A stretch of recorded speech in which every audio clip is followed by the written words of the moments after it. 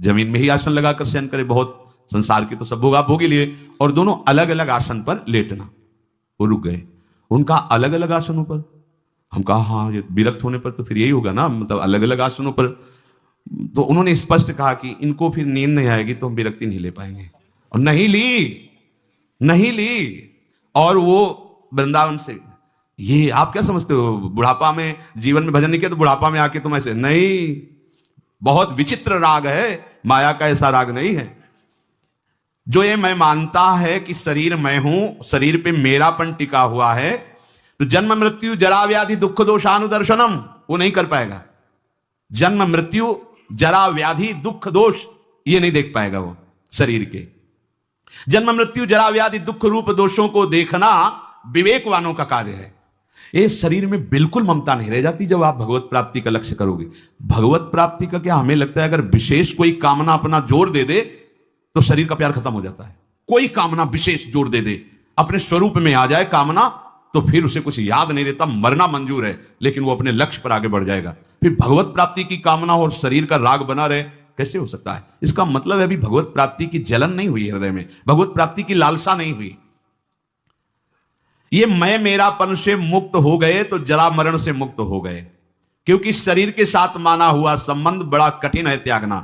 तो इसे क्या करें, कैसे संबंध का त्याग? हम नया संबंध बनाओ। क्या नया संबंध?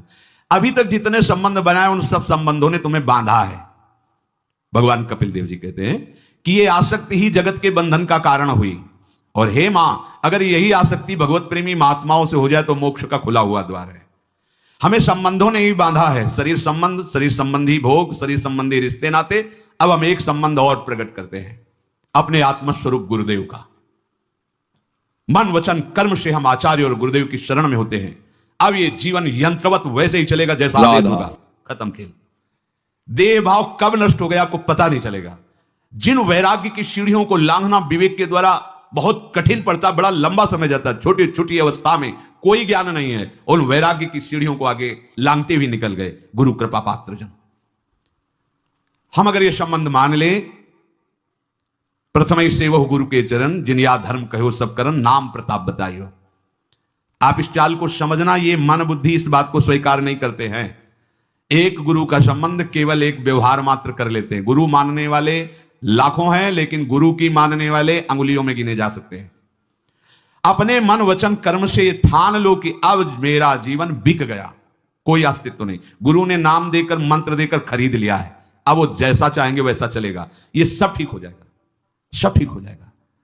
जितने भी महापुरुष हुए हैं सबने गुरु महिमा का गान किया है।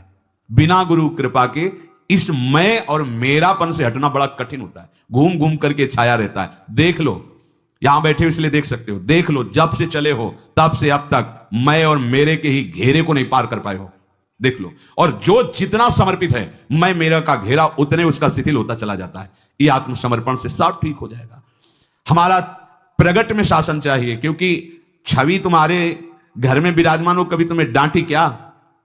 तुम्हारा जैसा मन आवे छवि के सामने करो, कर सकते हो। प्रगट में गुरु के सामने एक भी चेष्टा अगर प्रतिकूल की तो डांट पड़ जाएगी, सभा में तुम्हें गलती माननी पड़ेगी। लेकिन छवि के सामने, यद्यपि वो वहीं भी विराजमान है, पर आपकी वृत्ति सुधरने के लिए छवि से काम नहीं चलेगा। प्रगट में चाहिए जो हमें दुलार भी करे और हमें शासन भी करे, और हम यंत्रवत चले, बस भगवत प्राप्ति हो गई। ऐसा ना होता तो भगवान श्री कृष्णचंद्र जो नीचे बैठते हैं, संदीपनी जी ऊपर बैठते हैं। संदीपनी जी कौन है? बोले भगवान के गुरु हैं। क्या पढ़ा रहे हैं? बोले वेद पढ़ा रहे हैं। वेद कौन है? बोले भगवान के श्वासों से निकले हैं। जाकी श्वास वेद श्रुति चारी, सो हरि पढ़े ये अचरज भारी। संदीपनी जी के गुरुदेव भगवान कुछ समय के लिए विक्षिप्त का स्वांग किया, पागल जैसे। जितने शिष्य थे सब भाग खड़े हुए, लवशंका फेंक रहे हैं, थूक रहे हैं, मार रहे हैं, ऐसा मनो पागल हो गए। ऐसा काफी समय तक ये उन्माद स्थिति रही उनकी। एक दिन शांत भाव में हुए तो देखा संदीपनी जी ही केवल पास में, तो उनका बेटा और सब कहां गए? बोले गुरुजी वो तो अपने घर चले गए। क्यों? क्योंकि आपकी चेष्टा ऐसी प्रतिकूल होती थी, मारना, थूकना, पेशाब फेंक देना, ऐसा, तो लोग तो सब और तुम क्यों नहीं गए? बोले गुरुजी फिर आपको भोग कौन लगाता, आपका स्नान कौन कराता? बस तो क्या हमारी प्रतिकूल चेष्टा तुम्हारे प्रति नहीं हुई? गुरुजी हमारा जीवन ही नहीं है, वो जीवन तो आपका जीवन है। अब जैसा आप हो। तो हमें कुछ इसलिए बुरा नहीं लगा कि ना मेरा तन है, ना मेरा मन है, ना मेरा प्राण है, हमने तो आपके चरणों में समर्पित कर दिया। अब आप चाहे मारो या दुलार करो, इससे मुझे कोई मतलब नहीं, क्योंकि ये जीवन आपका है। आंसू आ गए गुरुदेव के, हृदय से लगाए। और बेटा, जिस परब्रह्म की उपासना हमने की, उपासना के बल से जिसका साक्षात्कार किया, वही ब्रह्म तुम्हारा शिष्य बनेगा करके। वही संदीपनी जी ऊंचे आसन पर बैठे और जगत गुरु भगवान श्री कृष्ण हाथ जोड़े नीचे बैठे, उनकी आज्ञा का पालन कर रहे हैं। चाहे शिव विरंच सम होई, गुरु बिनु भवनिधि तरह न कोई। क्यों? क्योंकि ज्ञान हो सकता है तुम्हें, चतुराई आ सकती है तुम्हें, लेकिन अहम की वृत्ति का नाश समर्पण से ही होता है। वो जब समर्पित हो गए, अब जैसे कह रहे हैं वैसे हम चल रहे हैं, हम तो कुछ कर नहीं रहे, जो करवा रहे हैं जैसे चला रहे हैं। अहम खत्म, दैन्यता, तो मैं मेरापन गया। यही है बंधन का कारण, मैं और मेरा, अपना अस्तित्व, अपना अलग भाव। देह की सीमा में जब तक हम बंधे हैं तब तक महात्मा नहीं हो सकते। महात्मा का सर्वात्म भाव होता, सर्वात्म भाव। सब रूपों में मेरे आराध्य देव, या सब रूपों में मैं, ब्रह्मज्ञानी सब रूपों में मैं, भक्त सब रूपों में आराध्य देव। मामाश्रित यतन्तिते, जिसने मेरा आश्रय ले लिया, मेरे आश्रित होकर जब मैं साधन कराता हूं तो अभिमान नहीं होता। और जब उपासक स्वयं में कर्ता भाव लेकर यत्न करता है तो अभिमान छुपा पुष्ट होता रहता है। मैंने ऐसा कर लिया जिससे मुझे ऐसा अनुभव हुआ, और मैं ऐसा कर लूंगा जिससे मुझे ऐसा अनुभव होगा। ये सब अहम की धरा में होता है। और जब मेरा आश्रय ले लिया जाता है तो उसको यह अनुभव होता है कि प्रभु ने ऐसा कराया तो यह अनुभव हुआ, प्रभु ऐसा करा लेंगे तो वो भी अनुभव हो जाएगा।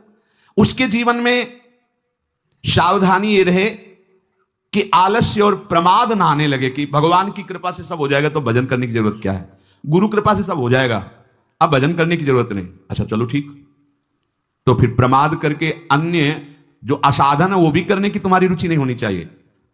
पक्का समझो, बस इसी से हो जाएगा। पर होता क्या है, हम ये तो कह देते हैं कि भगवत कृपा से सब हो जाएगा, ये छोड़ दिया यहां और करने लगते हैं असाधन। फिर भगवत कृपा कैसे आप पर जागृत होगी? सच्ची कह रहे हैं, ये स्थिति छोटी मोटी नहीं कि आज से हम कुछ नहीं करेंगे। झांक के देख लीजिए, ये बहुत बड़ी परमहंस स्थिति है। कुछ नहीं, नशोभ नाशोभ नसात नासात, ये साधारण है। कह देते कि सब भगवान की कृपा से हो जाएगा। हाँ ठीक है, बहुत बड़ी बात है ये, पर आप अब अपने शरीर और मन को प्रकृति में लगाएं, भोगों में लगाएं, और फिर कृपा का आश्रय, गलत बात। इसीलिए कृपा पात्र वही है जो मन बुद्धि चित्त हम पूरी चेष्टाएं जिनका आश्रय लिया उनमें लगा दिया जाए, उनके बल से लग जाएंगे। जो नित्य निरंतर प्रभु का चिंतन करता है, प्रभु का आश्रय लेकर के, तो उसका शरीराभिमान नष्ट हो जाता है, उसका कर्ता भाव नष्ट हो जाता है, स्थायी भाव उसके हृदय में आ जाता है भजन का। अभी अस्थायी है, थोड़ी देर भजन हुआ, थोड़ी देर विषय चिंतन हुआ, थोड़ी देर प्रभु अच्छे लगे, थोड़ी देर संसार अच्छा लगा।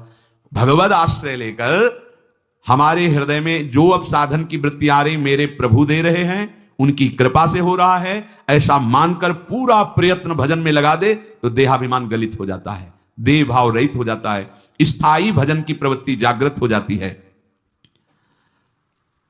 अगर अहम है तो साधना करने पर उसको भगवत प्राप्ति नहीं होती, क्योंकि अहम ही मूल है।